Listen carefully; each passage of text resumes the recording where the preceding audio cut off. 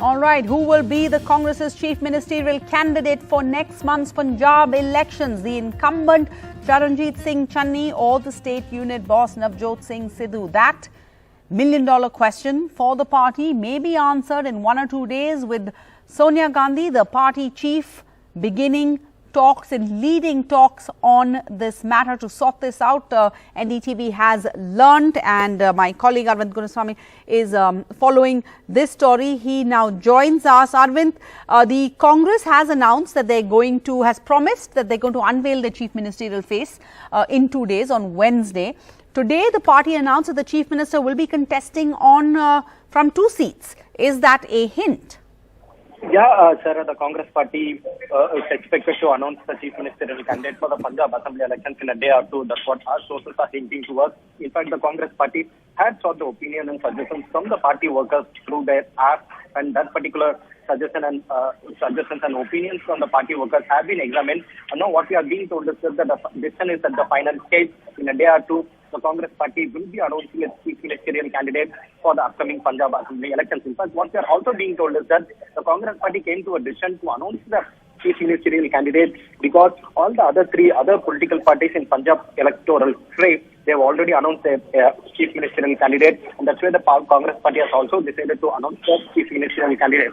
Regarding the candidature, what we are being told is that Charanjit Channi is a better option that the Congress party is actually considering for now, because Charanjit Channi is actually basically from Dalit community, and that's why the Congress party is seeing that as an opportunity, because Dalit compromise consists of somewhere around 22% population in Punjab, and that's why the Congress party is seriously considering to name Charanjit Channi as the chief ministerial candidate. So the decision is expected in a day or two. Regarding the Charanjit Channi contesting on 2 tickets on 2 constituencies, what we are being told is that Shamkur Sahib, his own constituency, is very comfortable winning there. But Charanjit Channi himself has told the Congress party that he wants to take the fight to the Aam Aadmi Party stronghold. That is, the other seat, Bahadur, is the constituency which is Aam Aadmi Party constituency, the stronghold of Aam Aadmi Party.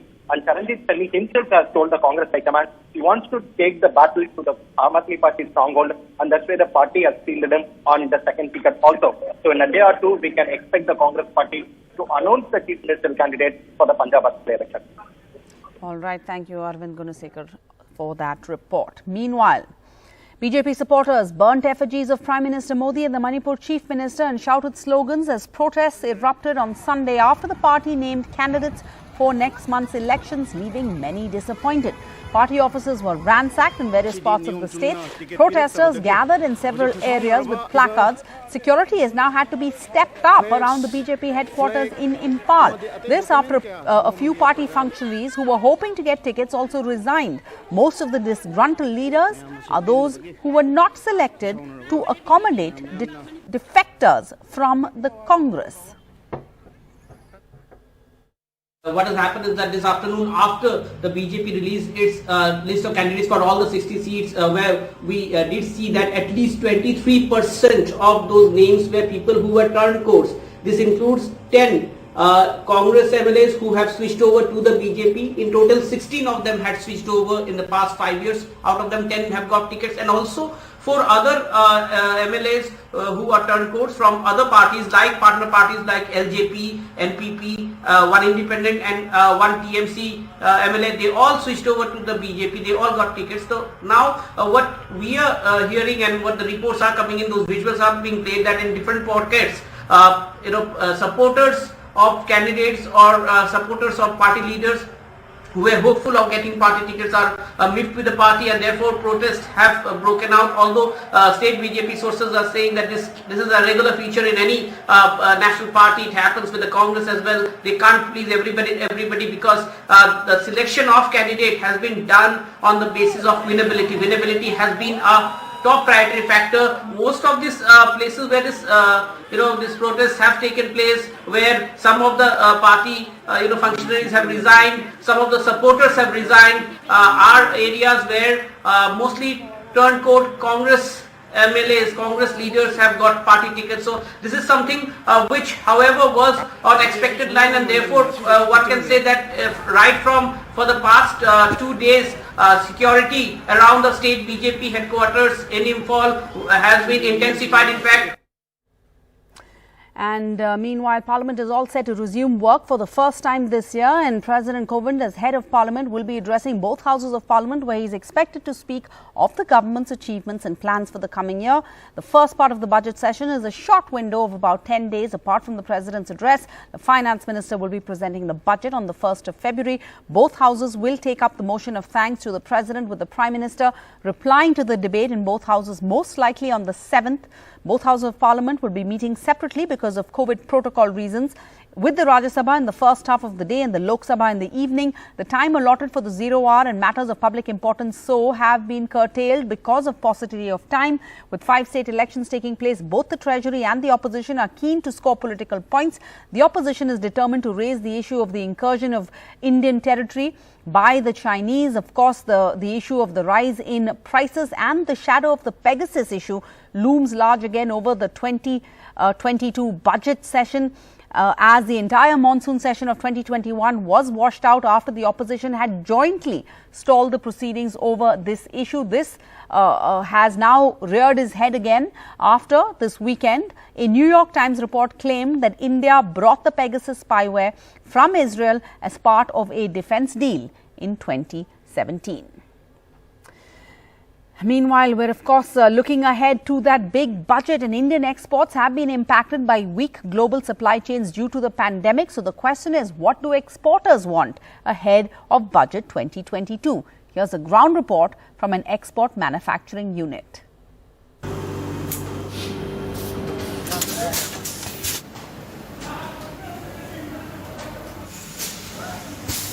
India's leading export manufacturing units took a hit as COVID-19 pandemic crippled the global supply chains and countries scrambled to impose lockdown to contain the spread of virus. With the global economy slowly moving out of the shadow of pandemic, the exporters are struggling now to take their business to pre-COVID levels.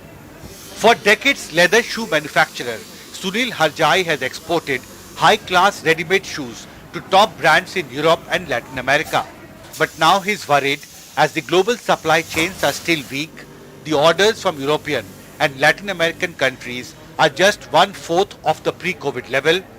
The cost of importing high-quality leather products remains high and the freight charges have risen manifold during the COVID period. Biggest issue here is the supply chain has broken. So the raw material price, the cost price of the raw material is gone up by 40%. Let's say the cost of the shoe was $15. Today it is costing $17.50. Buyer is still buying at $15. So who is going to bear this $2.50 difference? The leather exporters like you, what are your expectations? What are your demands from FM? We need at least the minimum of the income tax, 1, 0% duty, 0% duty on any components globally sourced to make a product very competitive. Exporters say they also want better access to credit at low interest rates to revive their business. They want FM to announce an extension of the emergency credit guarantee scheme announced under the COVID relief package for at least 10 years. Today every factory has been under the impact of the loans, which is 3 lakh crores loans has been distributed. How are we going to pay back that money because I don't have the money for? Means the installment, I don't have the money. For the rate, the interest is so high, I cannot bear. The ECGLS scheme with 3 lakh crores has to be extended for 10 years. Honorable Prime Minister, please listen to me. I'm pleading on behalf of my total footwear industry, I'm pleading it. The COVID impact on the export business has hit the large number of workers employed in this sector. The high inflation in recent months have only added to the crisis. They want FM to announce a roadmap in Budget 2022 to contain the rise in prices of food products, LPG, petrol and diesel. क्या expectations है आपकी वित्त मंत्री से? Sir महंगाई इतनी तेजी से बढ़ी है ना 2 साल में, बहुत ज़्यादा महंगाई हो गई है। ना तो वर्कर का खर्चा चल पा रहा है, ना परिवार चला पा रहे हैं हम लोग, और महंगाई पेट्रोल से लेके गैस से लेके हर चीज़ पे बढ़ी हुई है। तो आप चाहते हैं कि वित्त मंत्री आपके जैसे जो वर्कर हैं उनके लिए राहत का ऐलान करें? हाँ जी, बिल्कुल हमारे लिए राहत का ऐलान करें और महंगाई पे बिल्कुल थोड़ा कंट्रोल करें। महंगाई इतनी हो रही है, हमारे खर्चे नहीं चल पा रहे हैं, घर पे कुछ नहीं ले जा पाते, ना कोई सेविंग्स हो पाती हैं। बस यही थोड़ा सा जो हमारे ये रेगुलर की चीज़ें हैं इनको थोड़ा सा इनको सस्ते भाव में सस्ते रेट करने चाहिए। और पेट्रोल पे इतनी महंगाई हो रही है कि आदमी अपने कन्वेंस से चलना भी बहुत भारी हो गया है आजकल। इसी पे थोड़ा कंट्रोल करना चाहिए बस। The leather footwear exporters say that they are still struggling to deal with the impact of COVID-19 pandemic. The disruptions in the global supply chain has not yet been restored, and they now want FM to provide them a relief package in terms of more access to credit and concessions in tax and duties to help revive their falling business. In an export unit in Noida with my camera colleague Ashok Mahale, this is Himanshu Shekhar for NDTV. And ahead of the 2022 budget, what are the expectations for farmers? Farmers are demanding a relief package from the Finance Minister in this budget 2022. Here's a ground report from Modi Nagar. In the sugarcane fields of Manki village in Modi Nagar, farm workers are working hard to cut the ready sugarcane crops. Farmers in this sugarcane belt of western UP are worried the cost of farming is going up as fertilizers and power have become more expensive, but their incomes have not risen. Farmers complain that they are not getting the right price for their produce in local mandis here. They now want more fertilizer subsidy and new SOPs for the distressed farm sector in this year's budget. DAP खाद है वो भी जो है 1200-1400 रुपए कट्टा तो वैसे ही मिल रहा और 5 किलो वैसे मिल रहा कम उसमें यूरिया का। तो किसानों को समस्या तो है ही है, सब्सिडी बढ़ानी चाहिए। किसानों के लिए सबसे बड़ी मांग यही है। खेती का भी ये कुछ खाद नहीं मिलता, कहीं डाई नहीं मिलती, कहीं कुछ नहीं मिलता। डीजल महंगा हो गया, डीजल महंगा हो गया। बताओ क्या क्या क्या आदमी क्या खा ले क्या कर ले, बताओ। सबसे बड़ी परेशानी है कि मजदूरी नहीं मिलती। Farmers say a high inflation, especially the rising cost of edible oil and other food items, have further aggravated the financial burden as they are struggling to raise families and educate their children. ये budget में कम से कम ये तेल सस्ता होना चाहिए, किसानों को फायदा होना चाहिए। रोज घर में भी झगड़ा होता घरवाली से, क्यों बजट उससे भी नहीं संभल पा रहा किचन का। बिजली का बिल भी कम होना चाहिए, खाद भी टाइम पे मिलना चाहिए, मंदा होना चाहिए। और ये रसोई का जो सामान है वो भी मंदा होना चाहिए। तेल 200 रुपए किलो है जी, कहाँ से करें हम लोग। The prevailing COVID situation has also hit the daily wage laborers working in the fields here, as their wages have not gone up as well. They want FM to announce new measures to boost employment opportunities, especially in the unorganized sector. हमें जी ये चाहिए कि नौकरी कहीं मिल जाए, company में आओ, duty कहीं होगी, हम लोग ड्यूटी करेंगे तब तो बाल बच्चा पढ़ पाएंगे जी। Nearly a kilometer from these fields, the sugarcane farmers are lined up outside a sugar mill to sell their produce. Here, the biggest challenge is the timely payment of sugarcane dues. 2021 का payment नहीं हुआ अभी 1.5 महीने का रह चुका है। पिछले सीजन का सभी किसानों का बकाया 1.5 महीने का, और ये तो पूरा सीजन का है ही नया। As farmers struggle to make two ends meet, they are now hoping that Finance Minister will announce new relief measures for the distressed farm sector in Budget 2022. The farmers of Modi Nagar say that the cost of farming in this region is going up, but they are not getting the right price for their produce as per the MSP rate fixed by the government. The rise in cost of fertilizer and power has further increased the burden on the farmers here, and they now want FM to announce a relief package for farmers in Budget 2022. In Modi Nagar with my colleague Shashikant Jha, this is Himanshu Shekhar for NDTV. Welcome back. Now at least 5 terrorists associated with the Pakistan-sponsored terror groups Lashkar-e-Taiba and the Jaish-e-Mohammed have been killed in twin encounters in the last 12 hours with security forces. Encounters with the security forces in Pulwama and Balgam districts, Budgam districts of Jammu and Kashmir. Crucially, this includes a JEM commander.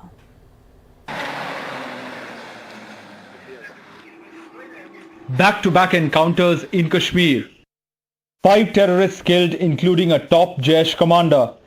The encounters started after 2 separate anti-terror operations were launched by the security forces late Saturday evening.